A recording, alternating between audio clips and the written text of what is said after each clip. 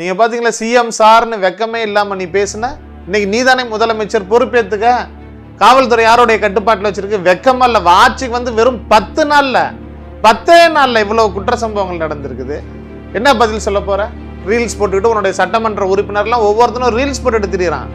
வேர் house பத்தி எரியுது, இன்னொருத்தன் எம்எல்ஏ வந்து பிஜிஎம் போட்டுட்டு பேக்ரவுண்ட் வச்சுக்கிட்டு நடந்து. கேவலமா இல்ல?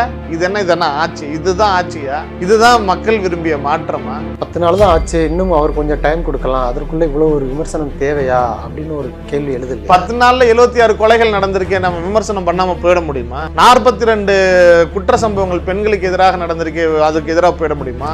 13 வயது சிறுவன் அடிச்சு கொலை செய்யப்பட்டிருக்கிறானே, அதுக்கு எதிராக போயிட முடியுமா? 2 பெரிய கம்பெனி தமிழ்நாட்டை விட்டு போயிடுச்சு. ஒன்று 15,000 கோடி முதலீடு, ஒன்று 7,800 கோடி ரூபாய் முதலீடு. இதை பத்தி எப்ப பேசுறது? 10 நாள் தான் ஆகுது. இவருடைய ஹனிமூன் பீரியட் முடிஞ்சதுக்கு அப்புறம் 6 மாசத்துக்கு அப்புறம் பொறுமையா பேசலாமா?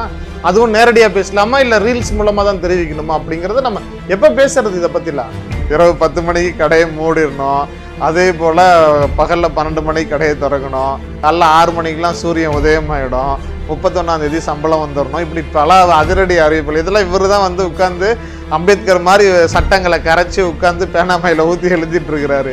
அந்த அமைச்சர்கள் நியமிக்கிறதுக்கு ஏன் இவ்வளவு தடுமாற்றம் விஜய்க்கு அப்படின்னு தெரியாதுங்க.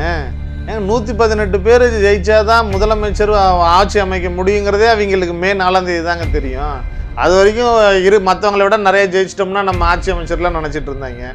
118 பேர் ஜெயிக்க முடியும் அப்படிங்கிறதே மே 4ஆம் தேதி தான் தெரியும். அப்போ இந்த கூட்டத்தை வச்சுட்டு நீங்கள் என்ன பண்ணுவீங்க? அண்ணா நீங்கள் நல்லா இருந்தா எங்கள் அண்ணன் பாவண்டா, அவரை பார்த்தாடா அப்படின்னு சொல்லிட்டெல்லாம் பேச. இந்த 2 குரூப் மட்டும்தான் தேவை, மற்ற எந்த அமைச்சரவை 33 அமைச்சரவையெல்லாம் தேவையில்லை. அவங்களுக்கு 2 குரூப் தான் போதும்.